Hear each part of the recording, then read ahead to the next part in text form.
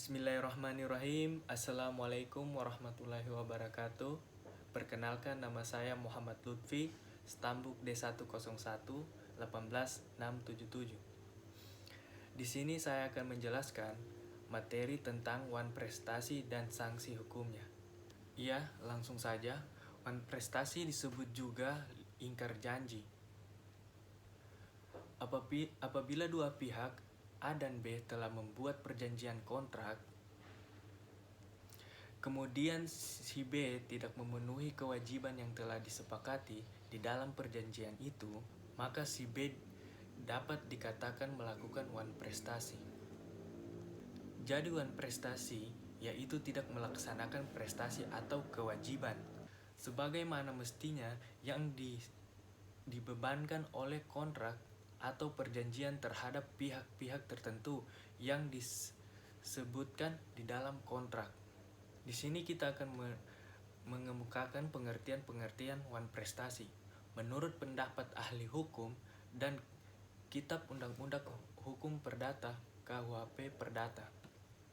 Pengertian yang paling dasar yakni menurut Kamus Hukum, wan prestasi diartikan sebagai kelalaian, kealpaan, cedera janji ataupun tidak menepati kewajibannya dalam kontrak.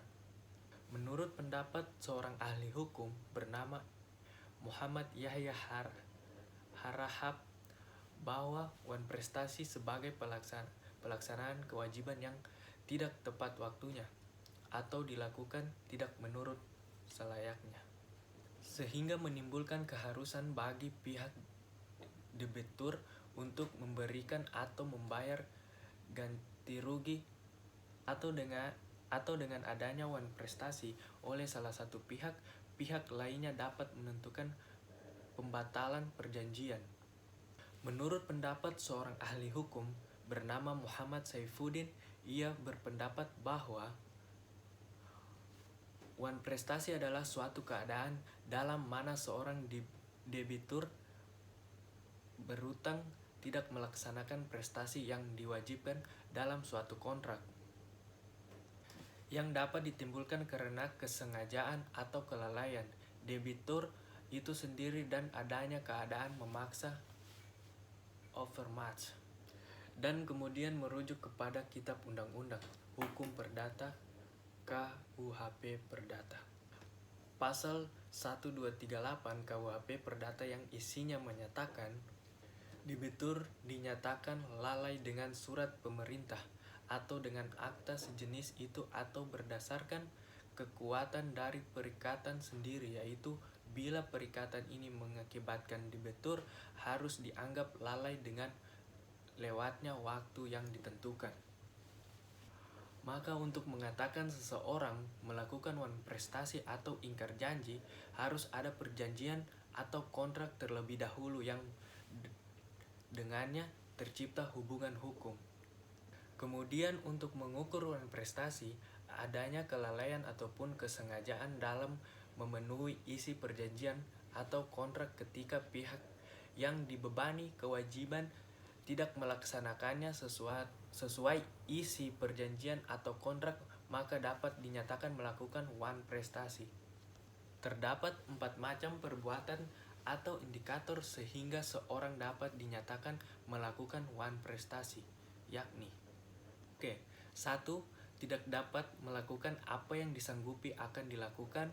2. Melaksanakan tetapi tidak sebagaimana yang dijanjikannya. 3. Melakukan apa yang dijanjikannya tetapi terlambat. 4. Melakukan sesuatu yang menurut perjanjian tidak boleh dilakukan.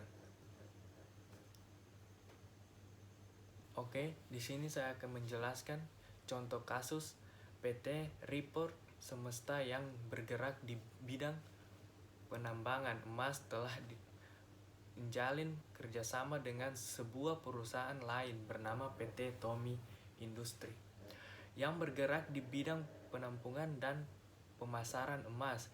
Jadi di dalam kontrak PT Tommy Industri akan menampung dan memasarkan emas hasil pertambangan PT Freeport Semesta dan pihak lainnya.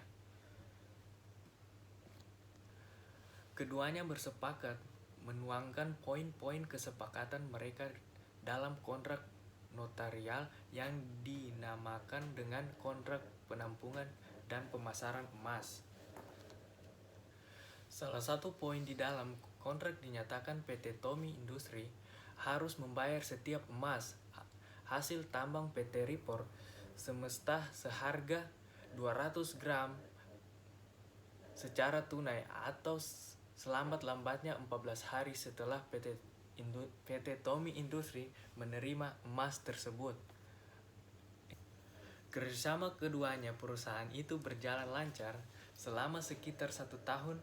Beranjak ke tahun kedua, PT Tommy Industri tidak membayar harga emas yang telah diterima senilai 5 miliar telah diperingatkan beberapa kali baik lisan maupun tulisan.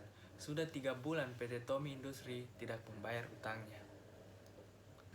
Dengan contoh kasus tersebut dapat dikategorikan sebagai kasus wan prestasi yang dilakukan oleh PT Tommy Industri dengan korbannya adalah PT Freeport Semesta. Mengapa bisa dikatakan kasus wan prestasi?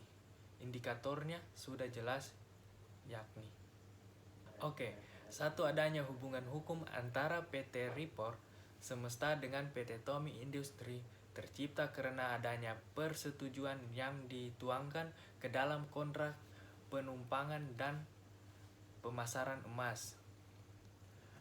2.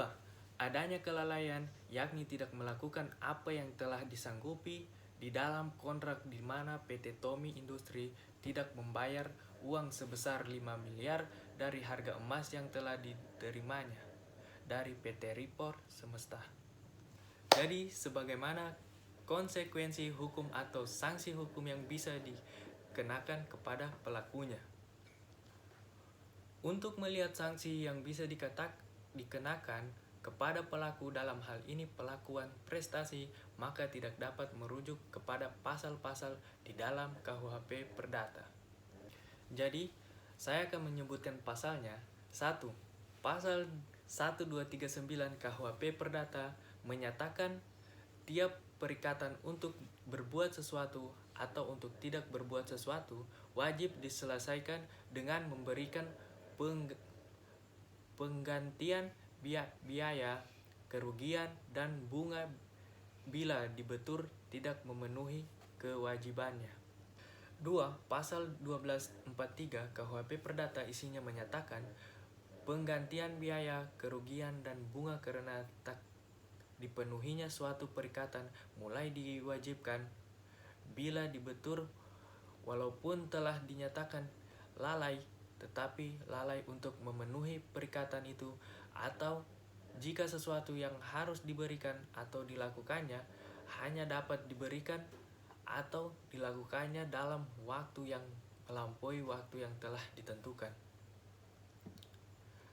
3. Pasal 1244 KUHP Perdata isinya menegaskan debitur harus dihukum untuk menggantikan biaya, kerugian, dan bunga bila ia tak dapat membuktikan bahwa tidak dilaksanakannya perikatan itu atau tidak tepatnya waktu dalam melaksanakan perikatan itu disebabkan oleh sesuatu hal yang tak terduga yang tak dapat dipertanggungjawabkan kepadanya walaupun tidak ada itikat buruk kepadanya. Berdasarkan ketiga pasal tersebut, maka secara normatif ada 3 bentuk sanksi yang bisa dikenakan bagi pelaku wan prestasi, yakni 1. Memberikan pergantian biaya, 2. Membayar kerugian, 3. Membayar bunga. Untuk menentukan sanksi tersebut, maka sangat disarankan adanya bukti-bukti tertulis. Jika kita melihat kasus antara PT Freeport Semesta dengan PT Tommy Industri, maka PT Tommy Industri dapat dikenakan sanksi hukum berupa memberikan pergantian biaya, membayar kerugian, dan membayar bunga.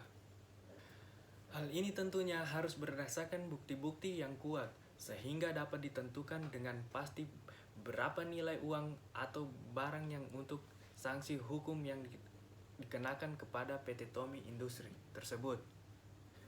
Jadi demikian pemaparan materi dari saya. Wabillahi taufiq walhidayah. Wassalamualaikum warahmatullahi wabarakatuh.